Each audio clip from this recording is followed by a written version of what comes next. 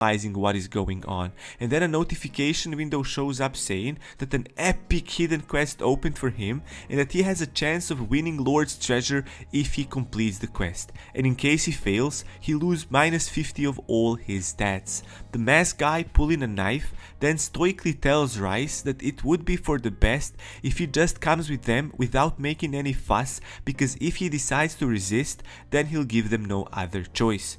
Rice immediately accepts the quest where he needs to survive against Night Gentleman for 3 minutes. Our protagonist is pretty confident he can do it as he immediately goes into his full battle mode. Meow 2 looks really ready for the battle as well. The Night Gentlemen are already leaping forward attacking our protagonist, but he's doing pretty well defending himself against them as he even manages to blast one of them with his powerful sword attack. Meow is also doing a great job distracting one of them by barraging him with his vicious little paws. But the masked guys are relentless. Their leader orders them to first take care of Meow as it presents them a bit of an issue. Rice, hearing this, gets even more fired up as he says that he won't allow losing Meow again. One of the masked guys reaches for Meow, being seconds away from grabbing him, and then our protagonist come rushing in shouting to Meow to stay back and then setting himself up to perform his double slash attack. But then suddenly he gets interrupted by a different attack that creates a cyclone out of nothing.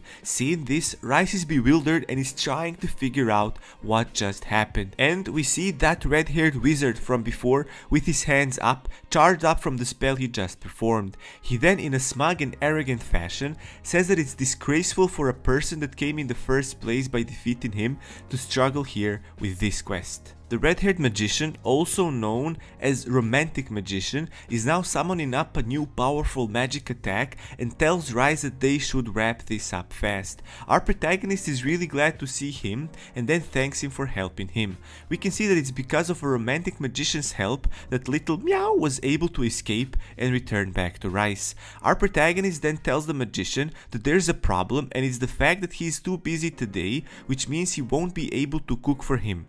Romantic Magician gets a bit upset hearing this and tells Rice that he didn't even expect him to get something in return.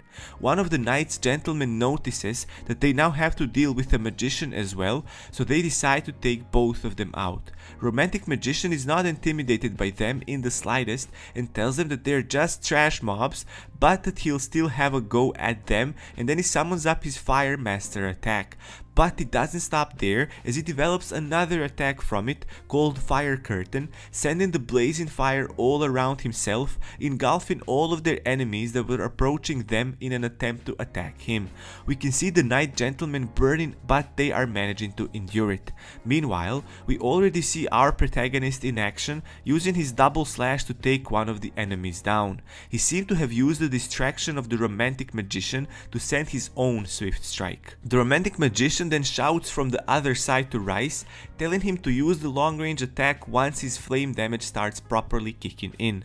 Rice hears him loud and clear and immediately comes up with a long range attack that he hasn't used in a bit, which is his magical bow, Continuous Shot. And as soon as Rice notices changes in the fire and how their opponents react, he sends his shower of arrows, shots at them, covering the whole battlefield in bright purple. Soon after, he gets a notification telling him that he managed to survive 3 minutes and that the quest is now finally over.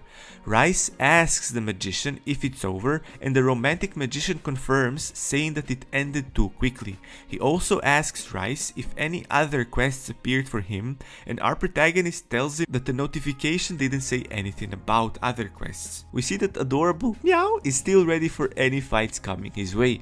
Magician tells Rice that there might be more waves to come, and Rice is not sure what that means, so he asks about it. The Romantic Magician, disappointed with Rice's lack of gaming knowledge, tells him that that means that more attackers might be incoming.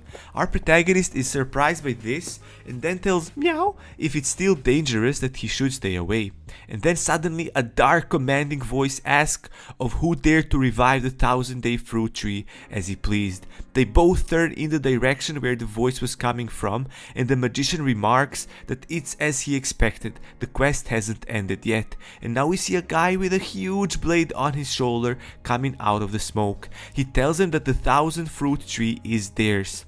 A notification window then appears saying that this is the top knight gentleman, and another notification tells Rice to defeat him as a quest. The top knight gentleman tells them in a commanding way that they are going against them without any fear, and as he says that he'll present them to the despair of eternal night, the red flames burst out of his blade, and second after he's already attacking them with his attack, Crescent Moon. Romantic Magician quickly draws his power out to defend against this quick and mighty attack, but he knows he's late as the strike was so fast that he couldn't even react in time. But the magician is not giving up and is holding onto his magical shield even though it's slowly breaking under the pressure of the red blade.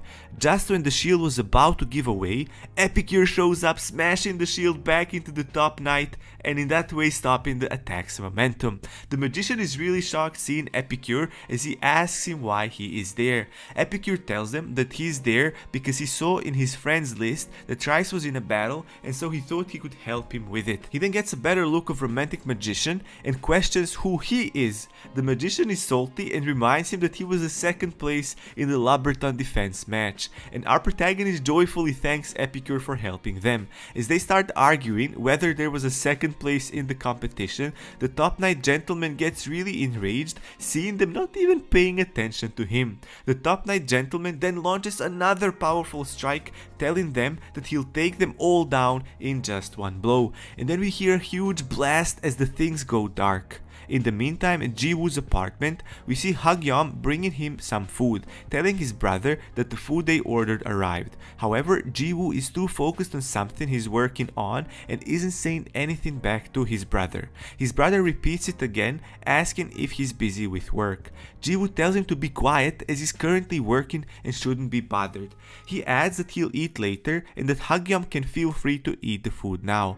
Hagyom has nothing against that proposition and unpacks all of the food he brought, and he got some Jokbal lunch boxes and they really look amazing and still fresh like it's just taken out of the kitchen. He first has a bite of dipped bones which feel really nice and chewy. The chewy skin and juicy lean meat is terrific, and then there's also the salty juice which adds extra flavor. He thinks that if you are Korean, it's impossible to resist such a taste. He also thinks that Jokbal should go with maguksu, but this time he wants to eat it with warm rice. Okay, let me try again. Maguksu, Jokbal.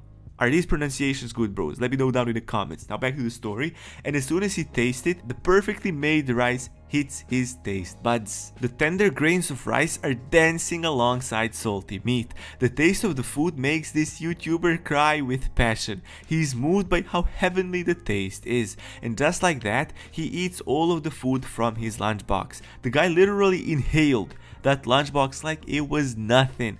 Coming back to this world from that exquisite experience, he then turns towards his brother and tells him that he already ate, so he wonders when Jiwoo would eat. Seeing his brother so concentrated, he then asks him what kind of work is he so busy with. And we see Jiwoo watching one of the new interviews with GK, where GK is asked about his thoughts on Jiwoo's statement that all his previous work was just for practice. The interviewer says that she thought he'd be upset with that since he worked with him previously. GK just confidently laughs it off, saying that he doesn't feel much about it and that a song is art made both by the composer and singer, and the song Jiwoo couldn't complete on his own. He needed him as the key piece to be able to complete the song.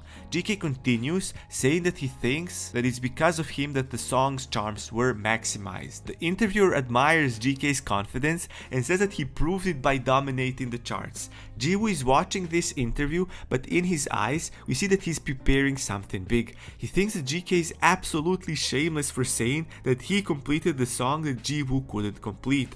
Jiwoo then gets up from his chair, thinking to himself that he actually agrees with his statement that a song is art made by both composer and singer, and we see that he has Dongwook on his mind as he's thinking about this. He says that it's the same, just like the song he's making with Dongwook.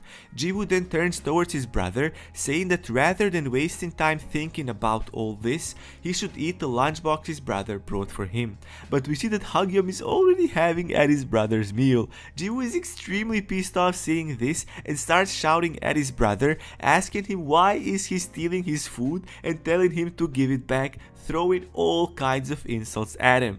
Hagim tells him that he won't give it back as Jiwoo wasn't coming, so he thought he wasn't even going to eat the food, and it's a shame if the food this exquisite goes cold. We now see Miri on the phone talking to the boss to learn about Jaeyoung's parents. She's asking him if he connected them yet, and she hopes they can hear from his parents soon and finally solve the issue with Jaeyoung. The boss says that it's a relief that they received the business card with Jaeyoung dad's name on it, and at the time they got that card, nobody would have known that it would come in so handy in dealing with Jaeyoung's situation. Miri really likes the kid and she hopes they can find his parents, as Jaeyoung always gets sad when he's asked about his parents. Miri, as she was thoughtfully thinking about this situation and looking at the fish in her fish tank, says that she hopes to hear good news, and then she says bye to the boss, adding that they'll see each other tomorrow. As soon as she hangs up, we see that she's pretty worried about the kid and that she doesn't want him to go through any more of these uncomfortable issues that will make him feel uneasy. She's really curious where his parents are. It's such a strange occurrence, she thinks. And right then the game chat beeps and Miri immediately looks to see what's going on. And it's a message from Jiwoo asking her if she'd like to play the game with him. We can see that this makes her happy as she changes her facial expression, thinking how much Jiwoo likes the game. And now back in the game, Rice, Magician and Epicure are fighting the battle with the top knight. They're doing pretty great with how synchronized they seem to be, with Epicure at the forefront charging up his powerful punch, Rice in the middle launching his sword attack, and the romantic magician in the back following it up with some powerful magic. Then Epicure turns towards the magician, calling him a second place magician, which insults the romantic magician and tells him to use his ultimate attack immediately. Rice, defending the top knight's overwhelming vicious attacks with his shield, slightly panicking, tells the magician that their defense is already pretty high, but that he needs to perform his attack as soon as possible. The top knight, as he's attacking them, tells them that if they keep up with this, that they'll die. Romantic magician, understanding the seriousness of the situation, already charges up his attack hurricane and sends it off towards the top knight's direction. The wind he produces is really fast and intense that it blows all of their enemies in an instant, defeating them all at once. Seeing this, Epicure gives props to him by telling him that he's pretty strong for a second placer. Romantic magician is still not over this name and gets triggered being called second placer. He tells Epicure that his name is Romantic Magician and that's how he should call him, but Epicure just ignores him. What a savage. Our protagonist, analyzing the situation on the ground, concludes that the quest seems to have ended. Epicure, however, is not interested in this and asks Rice if he can cook for him, saying that a new menu would be great for him. Rice apologizes to him, telling that he doesn't have any ingredients, which means that he can't make anything now. Now a really annoyed looking magician tells our protagonist that it seems that they dealt with the situation and that Rice doesn't need his help anymore. Our protagonist thanks him for his help, and right when he was about to mention his way of repaying him, the romantic magician stops him and tells him that he doesn't need anything as he managed to level up during this quest and how that's sufficient for him. He then adds that instead he'll get first place for the next event when it happens, and they better stay on their toes for that. Tom then approaches them, being all dramatic and in panic, and calls them to get their attention, and then bowing down says that right then they have a big emergency. Rice, seeing him flustered, then asks what the problem is and how they can help. Tom tells them that those knight gentlemen captured his friend Jerry, and as soon as our protagonist starts thinking if this is the part of the linked quest, the notification comes up telling Rice to rescue Jerry, which answers his question. Then all of a sudden, Meow starts glowing with the light passing through his whole little body, and then a notification window comes up saying that Meow has grown and that he got a new skill called Cat Loaf. Meow looks really happy about this, now getting a new shine. Seeing him all cute like that, Rice couldn't resist picking him up and then snuggling to him really hard, saying proudly how his cat has now all grown up. Epicure, seeing this and feeling slightly weirded out, tells Rice that he'll be taking his leave then. Our protagonist tells Epicure that he'll be doing that quest right away and asks him if he wants to join. He says that he can share the quest with him if he accompanies him, and seeing that Epicure is not too convinced, Rice tells him that he'll gather ingredients along the way and cook something delicious for him. This quickly persuades Epicure that he immediately accepts Rice's request. Then sometimes later, we see Jerry, a friend of Tom, all tied up and blindfolded. He notices someone approaching him, so he asks who's there and if they are from the Sun group. It's our protagonist, and he tells him not to worry as his friend Tom asks him to help him. Rice then introduces himself with Epicure in the background, keeping a lookout. Rice, however, is curious about the Sun group Jerry mentioned, so he asks him about that. And as Jerry was about to explain it, a voice questions who is making a fuss in his front yard. As they look on the side, there's a guy in long robes holding a wooden staff and summoning up some green orbs, obviously charging up an attack. Rice recognizes this and immediately grabs Jerry and throws him back away from the attack, telling Epicure to take care of him. However, he threw Jerry so hard that he smashed right in Epicure's head, making him get a nosebleed. Confused Jerry asks Epicure if he's okay, and Epicure tells him that it hurts a little bit. Then some creature starts coming up from the ground, and the guy with the staff tells them that he'll give them the most horrible deaths possible.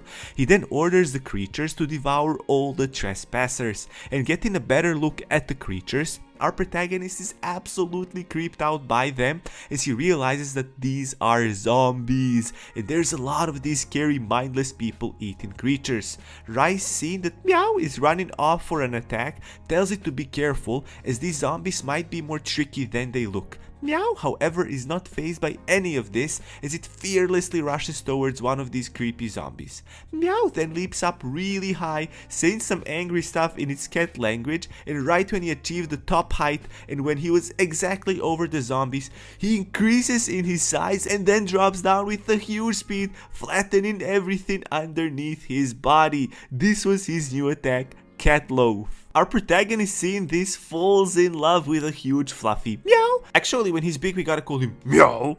It's so cute, and Meow is just a big ball of fur.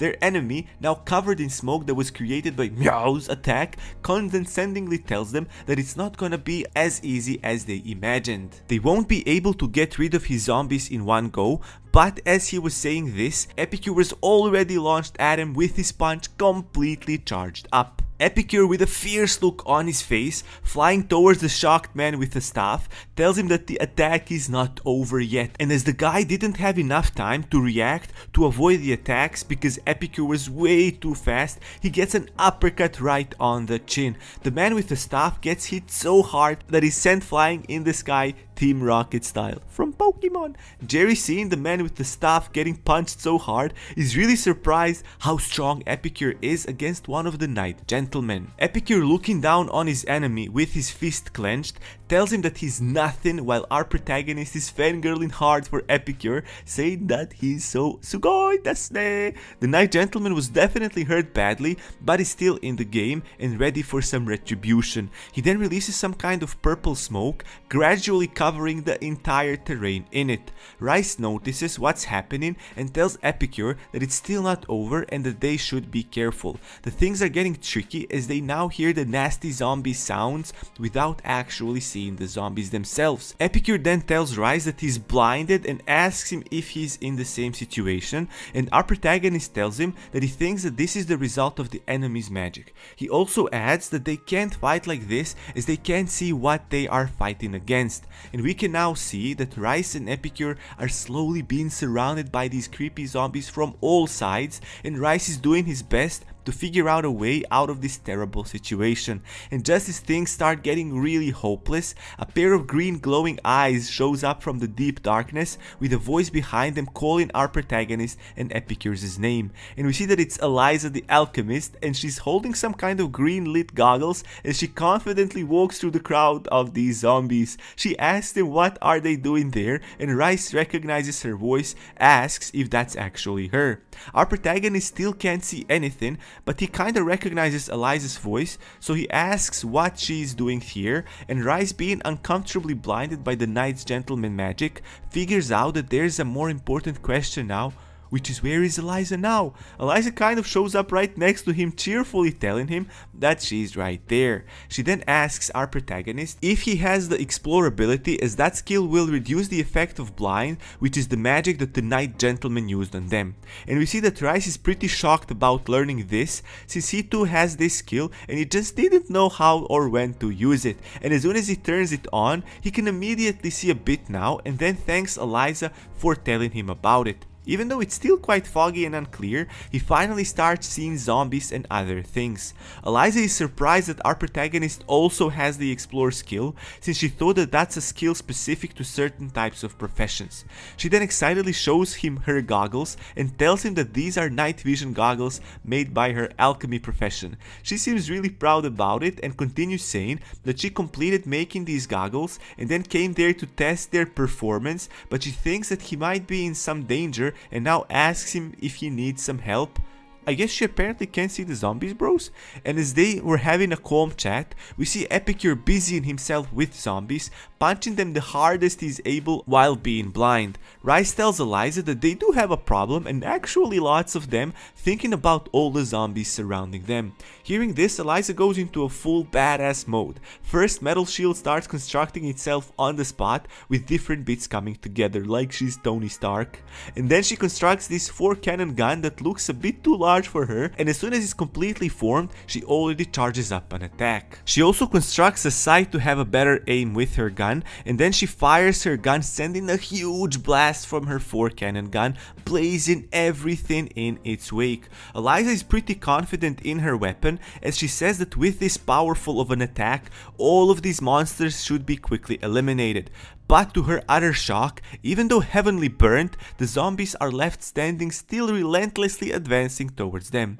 "They are still alive!" she exclaims, and the creepy zombies are even creepier with their burn marks now. Our protagonist then tells Eliza that he thinks that zombies can resurrect, which would make it pointless to keep attacking them. They need to attack the Knight Gentleman Wizard that keeps them up with his spells. Eliza is still bewildered by them surviving the attack, and realizing what Rice told her, she tells him that she just used her special attack and that it'll take an hour for its cooldown time to recharge. Hearing their chatter, Epicure is still blind as he doesn't have the Explorer ability and is asking them what's going on.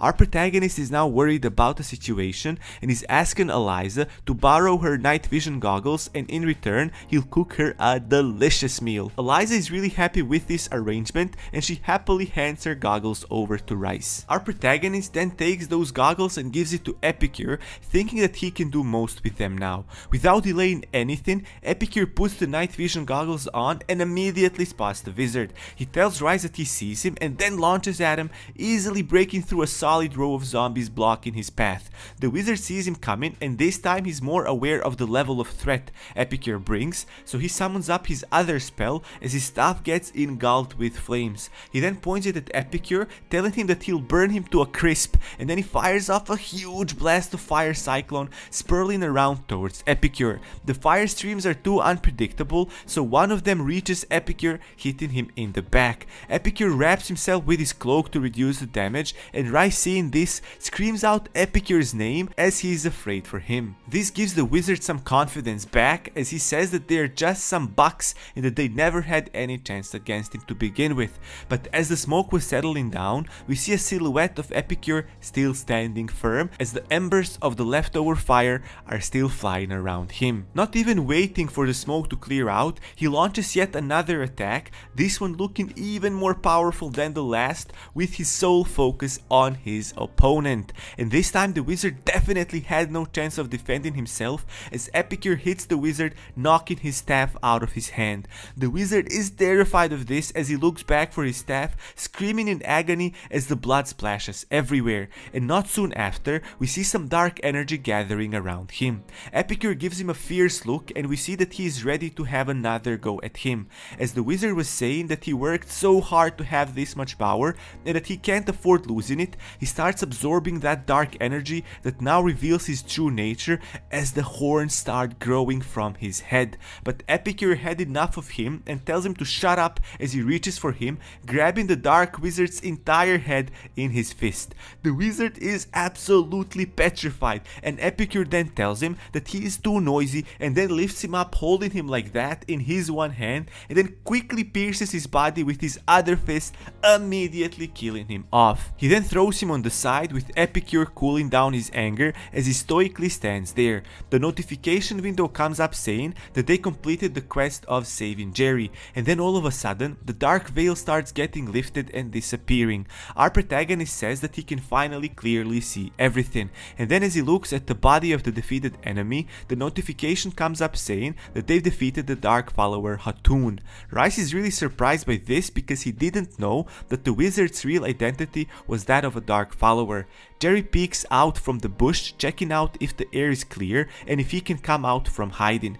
Jerry then sees something and is left speechless, just standing there with his mouth wide open as if he just saw a ghost. He suddenly breaks his silence and says that it's impossible. Rice, seeing him looking terrified like this, asks him what's going on and what's impossible, and Jerry then points at the zombies lying on the floor, or what used to be zombies, and tells him about the tattoos they have on their bodies, the tattoos of Little Sun. He then says that these zombies were his comrades. Jerry continues saying that he wasn't aware that his comrades that were captured were actually turned into zombies by the Night Gentleman. Learning this fact makes our protagonist really angry, thinking of dark followers capturing innocent people and using them as experiments. He can't forgive them for what they did to them. Then Rice's rage gets interrupted by Jerry falling down to his knees from exhaustion, as he went through a lot while being captured, and seeing his friends in that miserable state definitely didn't help him either. Rice then tells him that he must be hungry, having been captured for so long. Jerry, with tears non-stop coming down his face, tells him even though his comrades were turned into zombies, his stomach still keeps rumbling for food, and he doesn't feel too great about this, but it is what it is. Our protagonist approaches him and puts a hand on his shoulder, telling him that it's fine and that it's a relief that he is alive and well at least. To comfort him even further, he tells him that he'll make him something delicious for him to satiate his hunger first. Our protagonist then goes into his inventory window to check what kind of things he's got, but it looks pretty desolate there. It seems he used most of it already, but we see Epicure calling Rice, showing him some stuff that he's got. Epicure tells him that he has some consumables with him, and Rice turns his head and is pleasantly surprised to see Epicure's ingredients that immediately give him an idea of what he should make. And in the meantime, we see Jiwoo having a stroll with Dong-wook. Dong-wook, all excited, tells Jiwoo that he was so focused during the recording that he didn't even realize it was dinner time already. Jiwoo says that he too was focused on work and lost track of the time himself. Jiwoo tells him that he worked really hard the whole day, and now as a reward he wants to treat him to dinner. Dong-wook laughs hearing this and says that actually the song he wrote was just great, so it didn't even feel like work for him. He didn't get much tired working on it, and this seems to have gotten to Jiwoo's head too much, so that he then says that he was the one who made the song, so of course it would be great, and Dong-wook is just innocently watching him being full of himself. He just hopes that the company presents the song well and its promotion is a big part of a song's success. Jiwoo, then stopping himself, says that they should think about that later and that now they should just focus on getting a dinner for themselves. Jiwoo asks Dong-wook if he had checked the game's community lately, and Jiwoo tells him that he didn't log in quite for some time as he wanted to only focus on recording this song right now.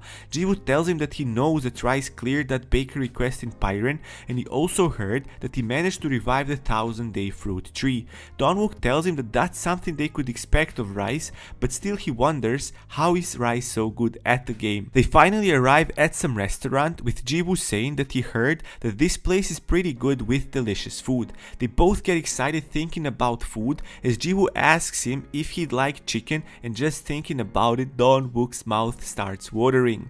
And as they were entering the restaurant, Jiwoo says that he wants to enjoy enjoy Rice's chicken specially made by Rice in the game. He continues by saying that he already asked him about it, but that Rice told him that he didn't have an important ingredient which he needs to make it really well. And that ingredient is, and before he could finish it, we see a transition back to our protagonist in the game finally finding that ingredient, which is chicken powder. And Rice looks like he found real gold as he looks at it with absolute awe. Our protagonist is ecstatic about holding this cooking treasure in his hands, and as Rice starts suggesting the food he can make with it for Jerry and others, Jerry, still despondent, tells him that he's not interested as his comrades have been reduced to such a state. He says that even if he's hungry, he doesn't have the appetite to eat any food, and so Rice doesn't have to waste his energy for him. Bros, this just reminded me of the worst feeling ever. This is like when you feel so depressed or so sad that you don't even have appetite to eat but you're hungry. I don't know if you ever felt like this before, but I hope you didn't. Anyways, our protagonist looks at him with compassionate eyes and then optimistically tells him that he still needs to eat to lift up his spirits. Jerry just needs to wait for a bit. Meow too is smiling in his support for the sad Jerry. The notification window pops up saying that rumors about Rice are spreading amongst the people of Pyron. The next notification says that our protagonist has contributed to Pyron's development for what he's getting 20 points of fame. Then it says that his achievement has been recorded in the history book. And now we have Rice in his spawned kitchen thinking to himself how it seems that when he clears the Knight Gentleman quests that the Pyron town develops. He wonders if this means that once Pyron develops further, the town will become livelier. That would be really nice, and he can check on the town's progress more as he clears the quests as they come. But for now, Rice thinks that he should be focusing on making some chicken as he finally got this powder. So he starts with his cooking, first removing the entrails of the chicken, and he then chops the chicken into nice big chunks. He then adds some farm fresh milk, and after that he adds an egg and then 1.5 spoons of salt and pepper, gently massages the marinade onto the chicken, and it already looks like it's ready. Our chef first wants to let the chicken marinate for some time, as that will increase the absorption of ingredients by chicken. Next, he takes the 1000-year pot, but before putting it in, he first needs to sift the seasoning with the butter onto the marinade, as this way the coating is thinner and yet crunchier. Now, it's the time for the 1000-year pot, where he needs to let the chicken rest in the marinade again for 30 minutes. He then sets up a timer on the pot and gets a notification that the timer is complete. Rice, now with his kitchen thongs up in the air, says that frying prep is done and that it's time for the second part, which is cooking the actual food. Meow is excited as well for this one, and our protagonist first puts the coated chicken piece in the oil and then starts frying it lightly. After that, he removes the excess oil and then cuts a slit in the chicken, and this way the meat inside will get cooked evenly without too much oil, making the flavor thicker. And then after that, he needs to put it back and fry it once more. This is what will give it even more juiciness. We see that the wonderful smell of chicken being fried reached both Epicure and Eliza, and that they are both salivating for food, since they can't wait to eat this new meal that Rice is cooking, as the smell is irresistible. Epicure, in his usual stoic fashion, asks Rice if the food is done already, as he can't wait for it any longer, and Rice, busy with the cooking, tells him that it's almost finished. The chicken is prepared now, and all he's left to do is to mix some of the sauce he made earlier onto half of the chicken pieces to add variety to it. This will make it much more interesting to eat, and voila! Rice's special fried chicken is complete, and he serves it with a homemade drink made by Ferguson's father, as this is a special occasion. The chicken looks really amazing, with the normal one being of yellowish sparkly color and the other one with the sauce being of slightly dark brownish variety. Eliza is astonished seeing this, saying that being able to eat this type of coated chicken in the game is truly amazing, and then she starts praising Rice for it. She loves this young yum chicken a lot. Epicure is really excited about it in his own emotionless way. Our protagonist then walks up to Jerry, who is still struggling with his emotions with all the things that he witnessed, and then offers him a plate of coated chicken. Our protagonist tells him with a genuine concern to have some, as it's during these trying times is when he has to have strength and eat well. Eliza, being a smartass, continues off of Rice in her persuasion to get him to eat something, saying that living through hard times means that he needs strength, which she can get from food, and she also adds that Jerry should take Rice's sincerity into account. Jerry is convinced by this and then tells our protagonist that he'll accept this sincerity by having just one piece of it. Jerry then, almost with reluctance, reaches for the chicken and then tries it. And then, all of a sudden, he can feel the warmth from it. It brings the memories, or rather a vision of his friends in front of him, and each one of them seems happy. They ask him about his mom's health and tell him that there's no reason to feel so gloomy and that he should cheer up. Jerry, seeing them in this happy state, gets really emotional and starts shedding tears once again. But this time he feels he's surrounded with the presence of his friends. He then says in a longing way that it would have been nice to share this meal with everyone, but he continues eating the food, telling Rice that it's really delicious. Our protagonist is just looking at him proudly, thinking to himself that he's glad that Jerry's appetite is coming back. He then goes for a piece of chicken himself, as it's been a long time since he had any. He wonders if it's cooked nicely, as he's about to get his first bite in. And as soon as he tries it, the rich tastes explode in his mouth, the crunchy coating with the juicy tender meat. He gets a bit emotional himself, as he's finally able to eat fried chicken in the game. It's an experience he never thought he'd have. Even though he was one to make it, he still can't believe how delicious it is. Rice then decides to try the other variety of chicken that he made, the one with Yangan sauce, and he adds Ferguson's father's drink in the mix. He slowly peels the crunchy surface of the chicken with his mouth and then eats it, and then even nibbles on the bones as the taste was still left in them. Our protagonist thinks to himself that it's really great having savory Yang Yum chicken followed by a sip of a refreshing drink. It's really the perfect combination. As they all finished and got full with Rice's cooking, especially meow, I mean look at the little kitty's stomach, Jerry then starts talking about who the Sun Group is. He says that it's a group that was made to oppose the Night Gentlemen who control Pyron. Rice asks if Tom is part of the group as well, which Jerry confirms, and he continues saying that the issue escalated as the Night Gentleman's authority has grown much stronger, where there's no area in Pyron Town that is not controlled by them, and the members from the secretly formed Sun Group opposing the Night Gentlemen are getting abducted. He also says that his comrades who were abducted became zombies at the hands of the Night Gentlemen, and this makes him emotional again as he starts thinking of his fallen friends.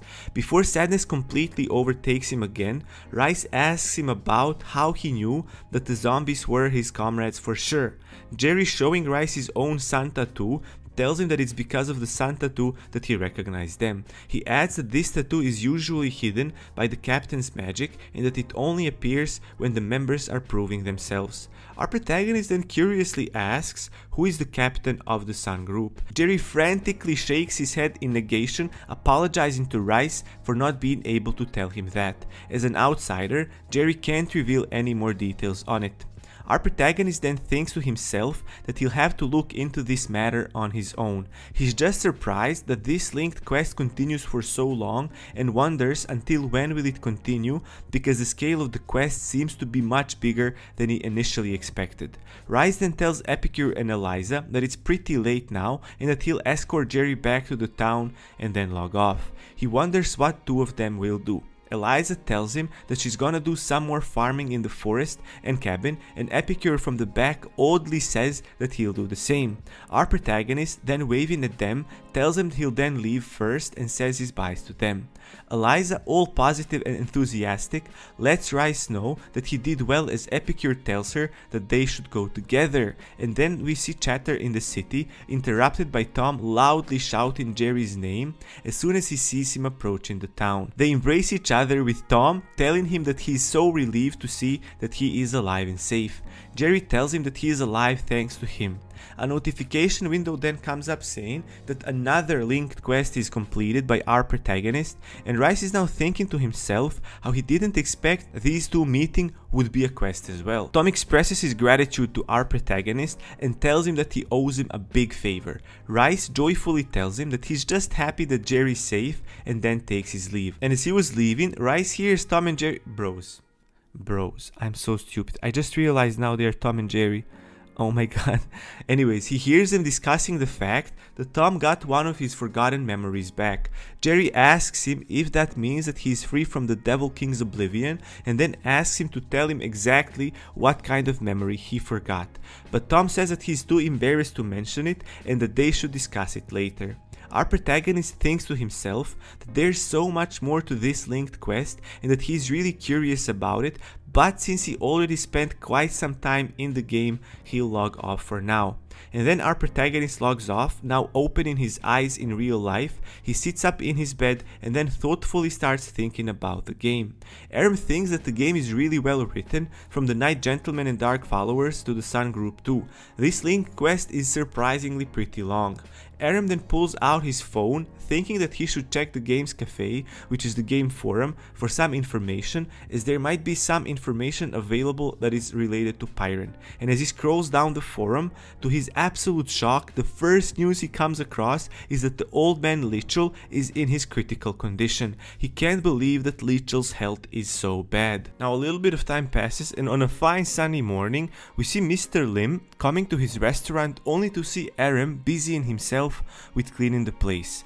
Mr. Lim asks him why did he come so early today, and our protagonist tells him that it's because he woke up earlier than usual today, so he thought to drop by the restaurant and do something useful.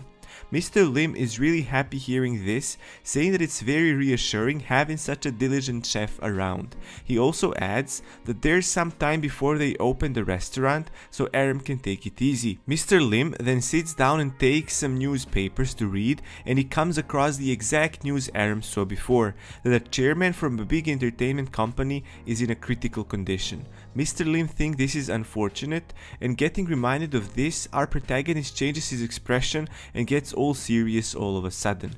He then gets Mr. Lim's attention by first apologizing and then asking him if he can get a day off today. Mr. Lim is caught off guard hearing this, and Aram continues apologizing again for asking for this so suddenly.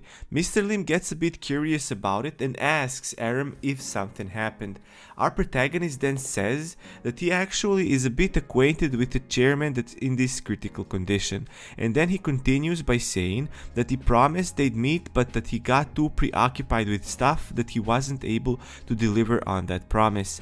Aram, as he's squeezing his broom even tighter, says that the chairman is in such a bad condition and that he feels like he should really go to meet him as soon as he can. His boss, as he was looking at our protagonist intently while Aram was speaking, closes his eyes with a sigh and tells him that he can go. Our protagonist is actually surprised by this, as he didn't expect Mr. Lim would let him go so easily, as Aram is the chef here, the only chef. Aram questions the boss's decision, but Mr. Lim tells him that it's not like closing the restaurant for a day, so it's not a big deal, and then he says that they can just list this day as a special day off for Jungseong restaurant. Mr. Lim then gets up from his chair and walks up to Aram, placing his hand on his shoulder. He then tells him to go quickly and meet with the chairman while he can still do it. He also adds that he'll close up the restaurant and go somewhere with Jayung where they make delicious food. Aram is speechless seeing how considerate his boss is. Aram tells him that he'll come back as soon as he can, and now we see our protagonist at the Sky University Hospital. As he gets in, he asks if this is the right hospital where Chairman Lichel was admitted to. Aram is thinking to himself that he called the company and asked them where the chairman was, and they told him that it's this hospital. But he's still not sure who should he look for. We see that the reason they gave him the location is because he introduced himself as Rice first and then as Aram. And now a lady approaches our protagonist and thanks our protagonist for coming.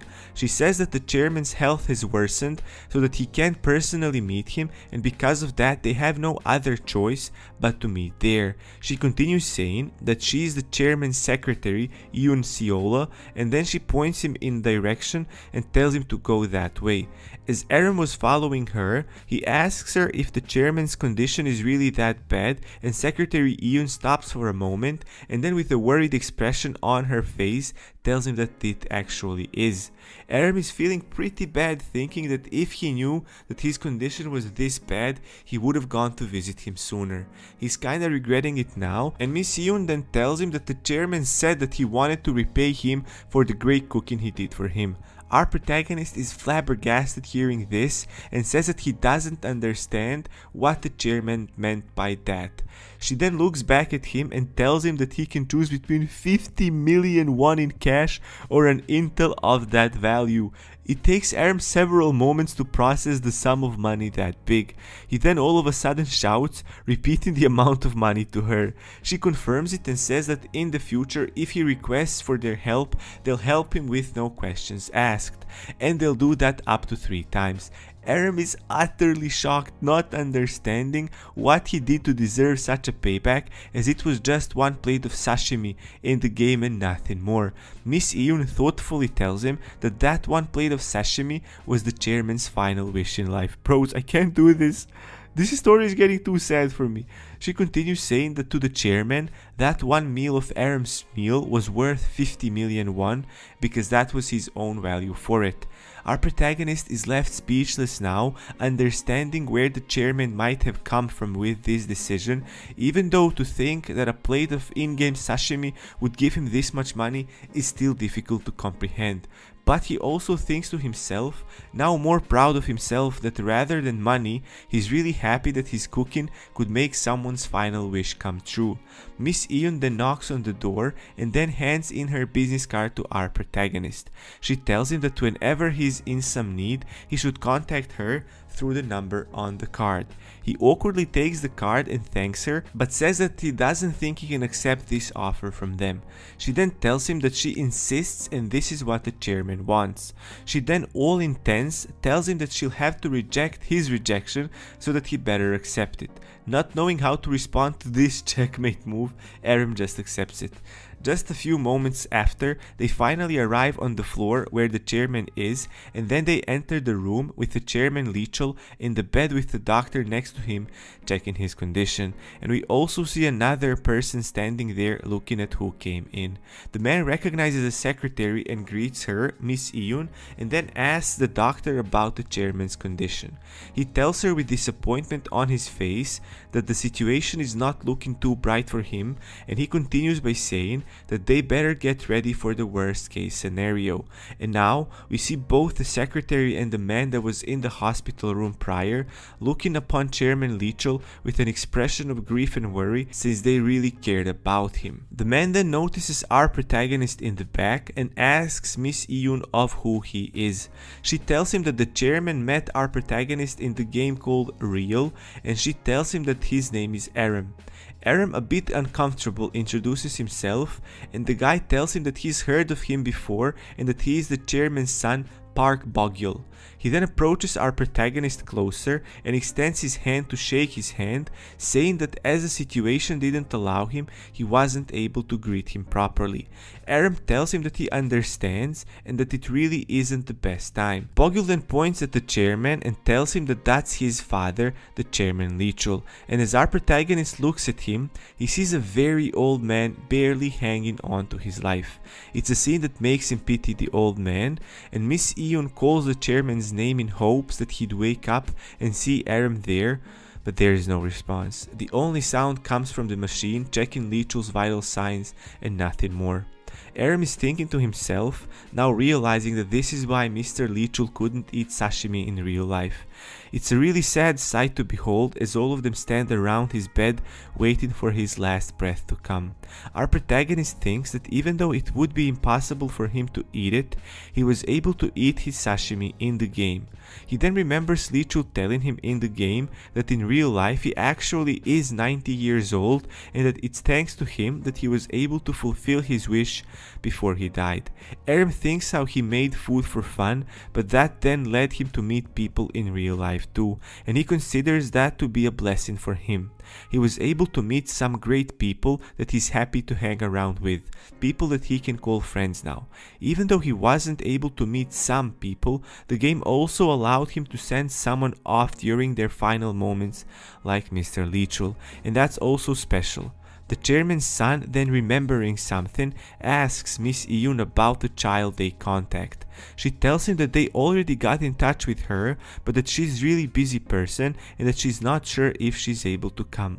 Chairman's son tells her that he understands, but that he still hopes that it won't be too late before she arrives, as that child is especially loved by Mr. Leachul, and he would love to see her one last time.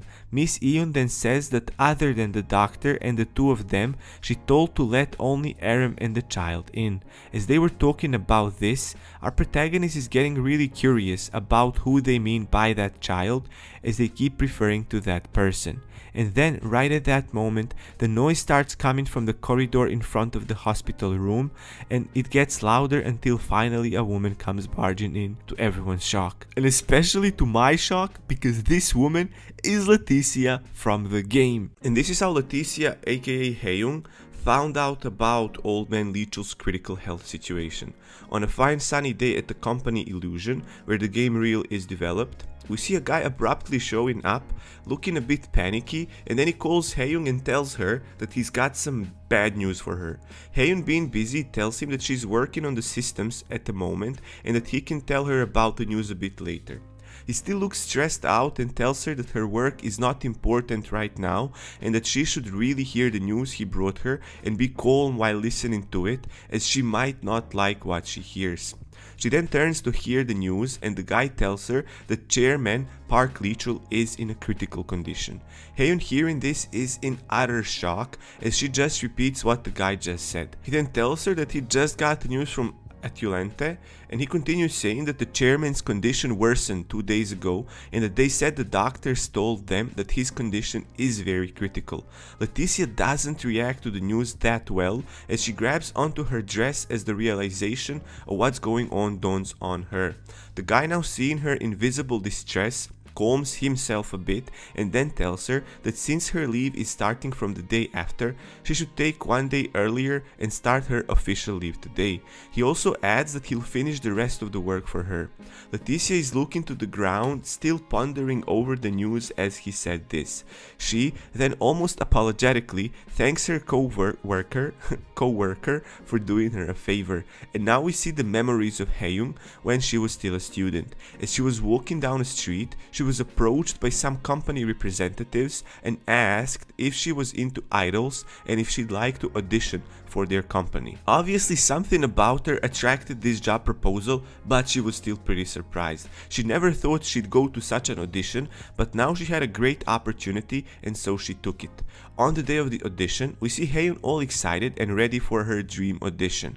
And we also see that she worked really hard, learning all of the dance moves for the choreography, as she was not ready to waste this chance. And now we learn that the chairman Leachul was the one in charge of this company. Young Haeyoung just joined for an audition, and on one of the streaming sessions days, he came to the company, and the trainer, noticing the chairman observing the training, tells him that he was too focused on the lesson and didn't notice his arrival. And as he was about to continue, Mr. Leachul tells him that it's alright and that he's just stopping by, and then he tells him that he noticed that one of the trainee's skills is pretty great and asks him who she is, as it was the first time he sees her there. The trainer proudly says that he probably means Haeyoung, that just joined the casting recently, and he then continues saying that she follows the lessons well and has a nice personality, and because of that, they too are observing her closely. Chairman Leachul seems to be really happy hearing this, saying that the skillful trainee has finally come after a long time and that he's looking forward to her future, as it's sure it'll be great. Haeyoung ticks off all the boxes for the industry after all. At least this was all given until that one unfortunate day. The day when Haeyoung lost her parents, she changed and was not the same ever again.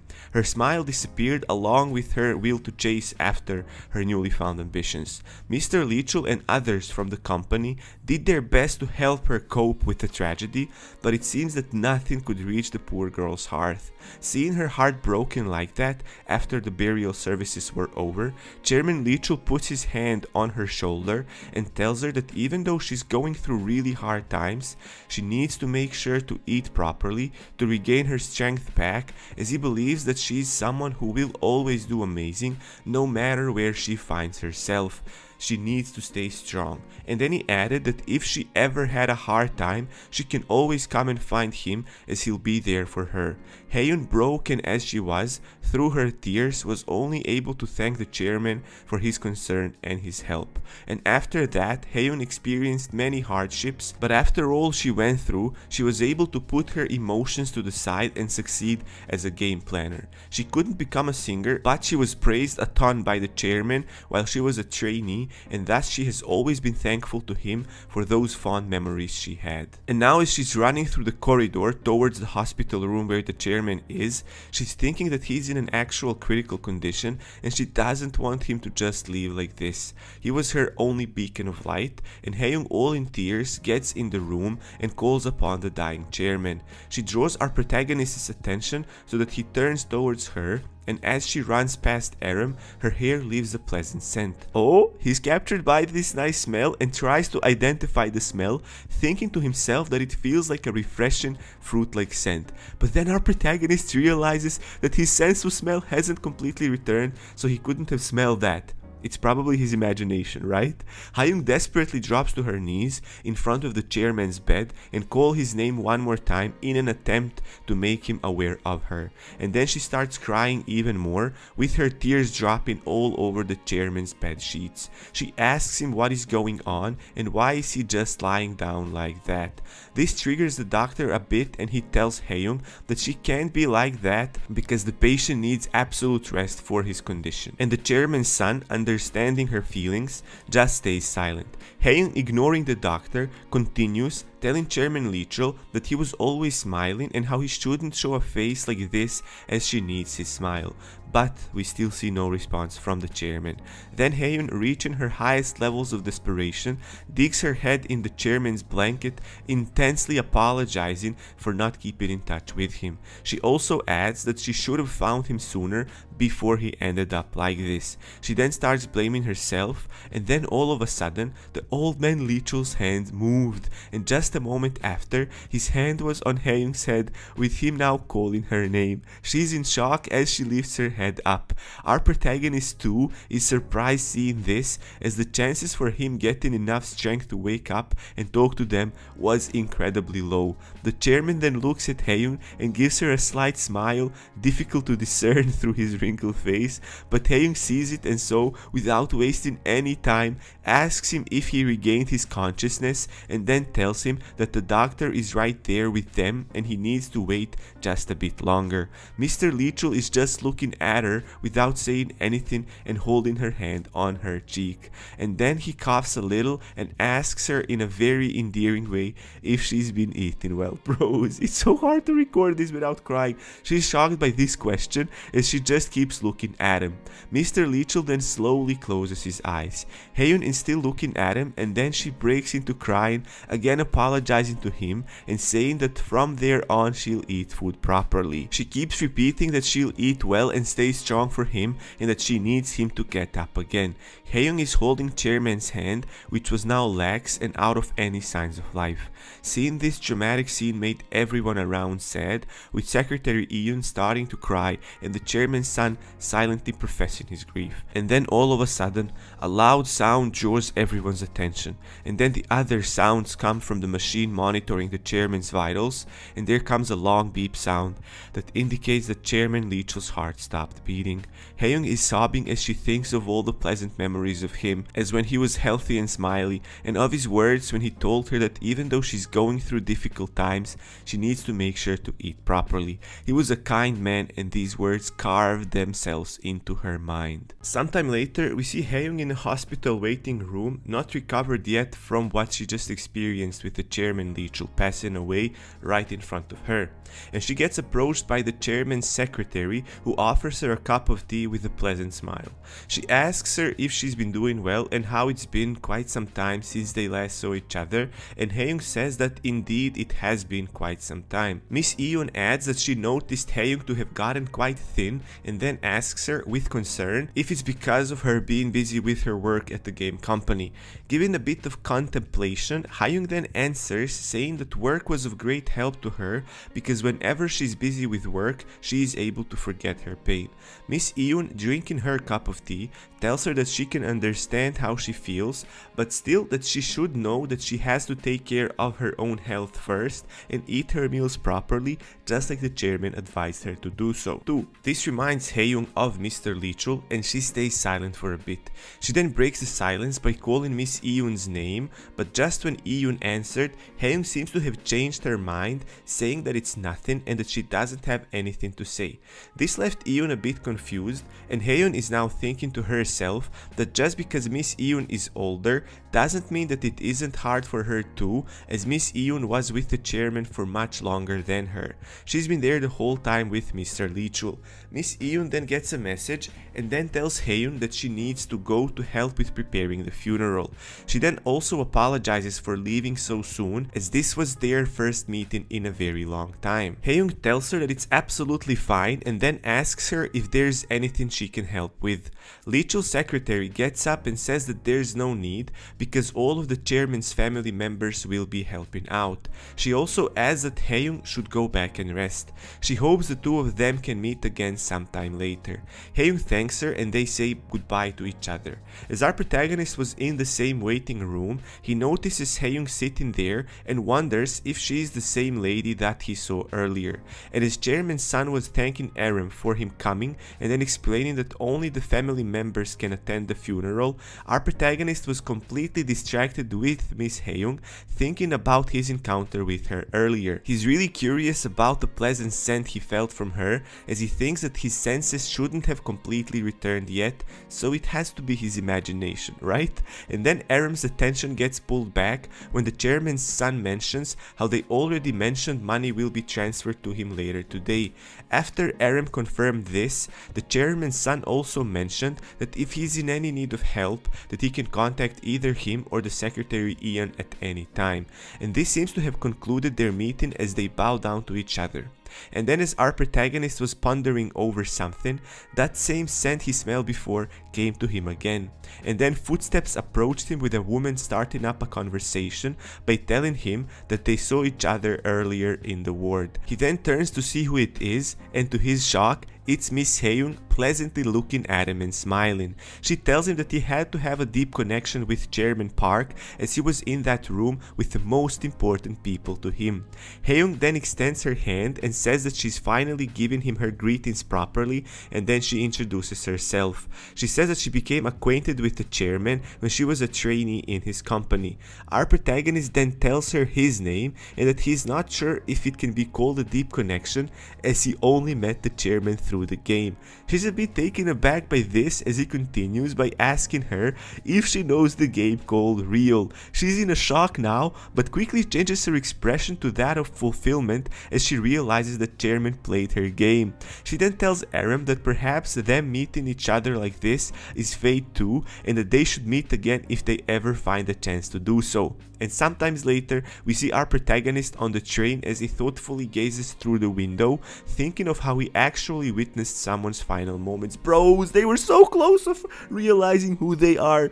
Oh my god. That's not something you see often, he thinks, seeing other people pass away. And then memories from the time he met Mr. Lichul in the game comes to his mind, thinking how they only were able to meet for a short while in the game and they didn't know each other for too long. Our protagonist, now remembering the atmosphere in the hospital room where the chairman passed away, thinks to himself that he wasn't as sad as the others were there, but that somehow, despite the fact his feelings were stirred, and there's no denying that, his emotions were real.